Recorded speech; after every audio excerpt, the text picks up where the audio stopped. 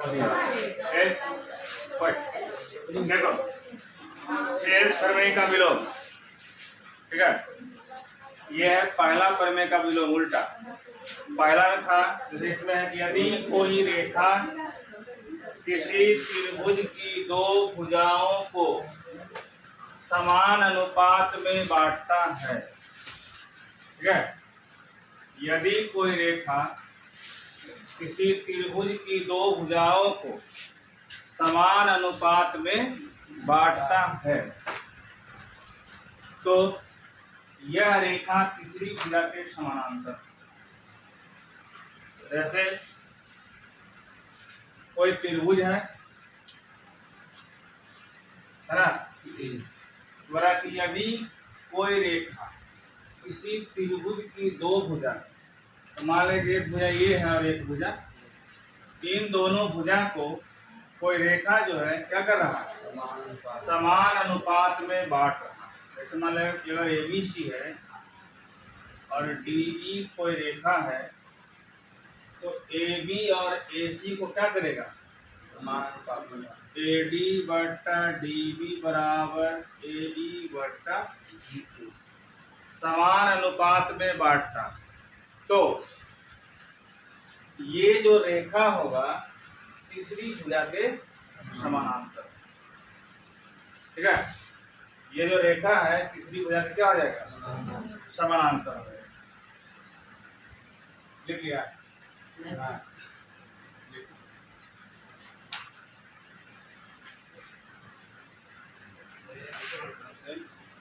ठीक है, बोला कि DE,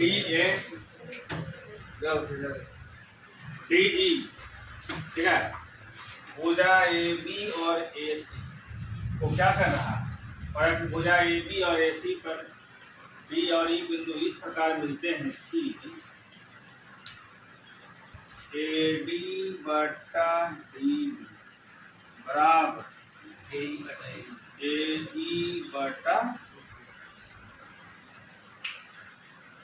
AD बट्टा DB बराबर AE बट्टा। तो सिद्ध क्या करना है,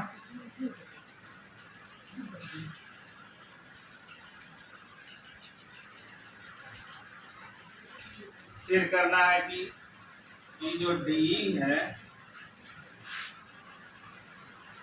त्रिभुज के तीसरी भुजा का समानांतर है। DE जो है त्रिभुज के तीसरी भुजा का समानांतर रचना। रचना में क्या किया, D से DM, E से EM, D से DM तथा E से EN क्रमशः भुजा AC तथा AB पर लंब, ठीक है। D से DM, E से EN क्या किए हैं, भुजा AC पर DM और AB पर लंब डाला। अब क्या कहें, B को E से और C को D से मिला तथा B को E से और C को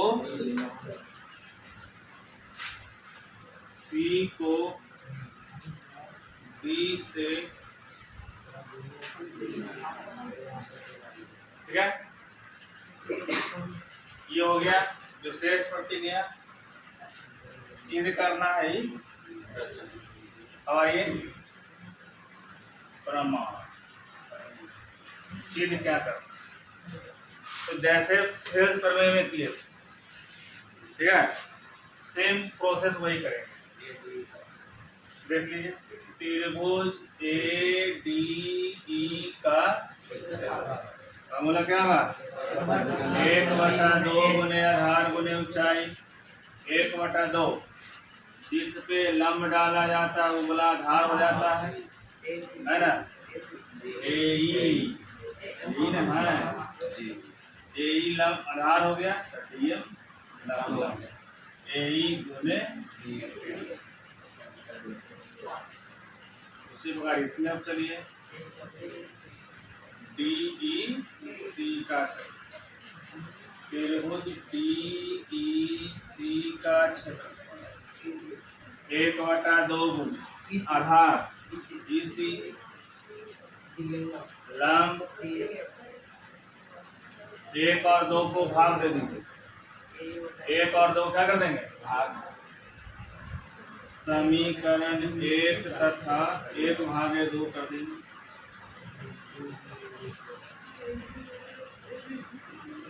1/2 कर दीजिए। 1 में है त्रिभुज ए डी ई का क्षेत्रफल बटा त्रिभुज डी ई सी का क्षेत्रफल। अब इधर आइए 1/2 गुना ए ई इंटू डी एम बटा 1/2 गुना ई सी इंटू डी एम से डी एम कट गया, त्रिभुज ए डी ई का क्षेत्रफल बटा त्रिभुज डी ई सी का क्षेत्रफल बराबर क्या बचेगा ए ई बटा समीकरण 4 है ना। अब उधर अब लंब हम इसको लेते हैं एन, लंब नहीं है, अब लंब एन को लेते हैं त्रिभुज ए डी ई का क्षेत्रफल ए डी से में रहेगा ए डी ई का क्षेत्रफल 1/2 गुना। अब देखिए इस से यहाँ पे लंब डाल ये वाला क्या हो जाएगा आधार, आधार कौन होगा ए डी लंब 4। अब इसका ये डी बी का क्षेत्रफल त्रिभुज डी बी ई का क्षेत्रफल 1/2 गुना आधारी वाला डी बी या बी डी आप गुने भागा दे दीजिए। समीकरण 4/5 करने पर बड़ा कर दीजिए त्रिभुज ए डी ई का क्षेत्रफल बटा डी बी ई का क्षेत्रफल त्रिभुज डी बी ई का क्षेत्रफल बराबर 1/2 गुना A D Guna E N बटा 1/2 गुना D B into E N C N कट गया बचिया त्रिभुज ए डी ई का क्षेत्रफल बटा त्रिभुज डी बी ई का क्षेत्रफल बराबर ए डी बटा डी। समीकरण 6 हो। और देखिए प्रश्न में दिया हुआ है और ये प्रश्न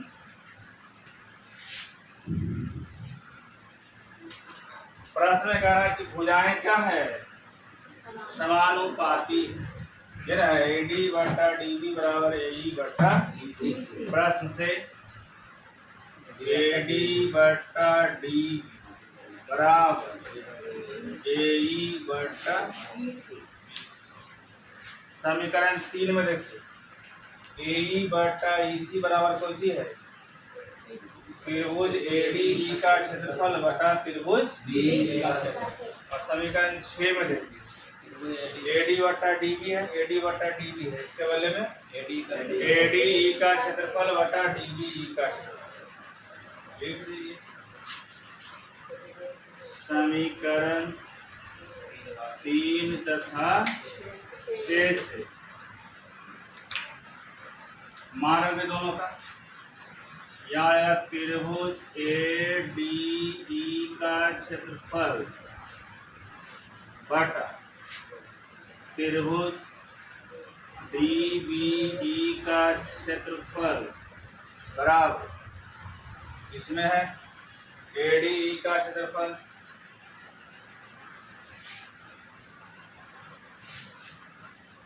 बटा BEC का क्षेत्रफल।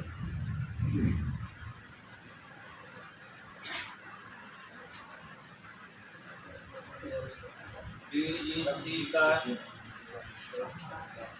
देखिए कट जाएगा है ऊपर कट गया है नीचे बच गया ये वाला लिखो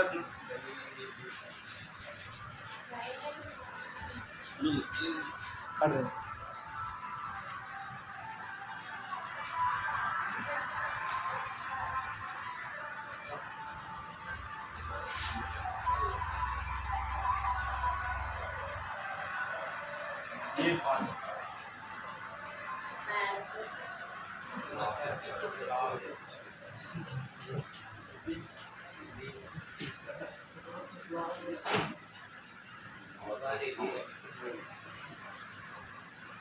डीएम के फुल फॉर्म कुछ बंद नहीं कर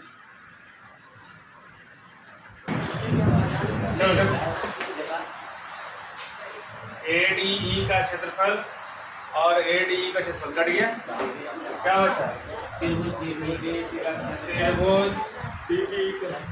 DBE का क्षेत्रफल बराबर त्रिभुज DBE का ठीक है बच गया DBE का क्षेत्रफल और DE तीनों में देखो DBE ये वाला त्रिभुज है ना और DEC ये वाला दोनों त्रिभुज जो है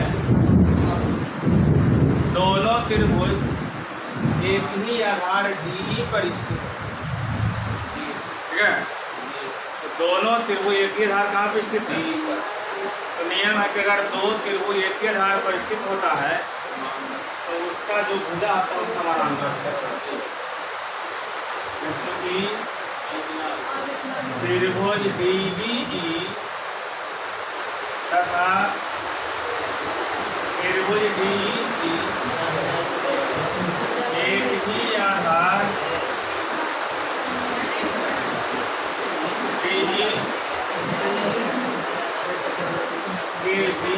DE पर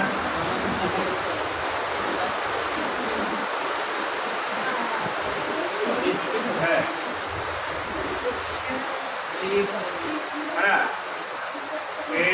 DBE और DEC जो है एक ही आधार DE पर स्थित ठीक है इसलिए DE जो होगा समानांतर हो जाएगा DE समानांतर BC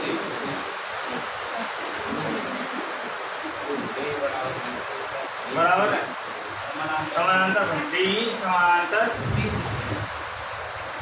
प्रूव हो गया।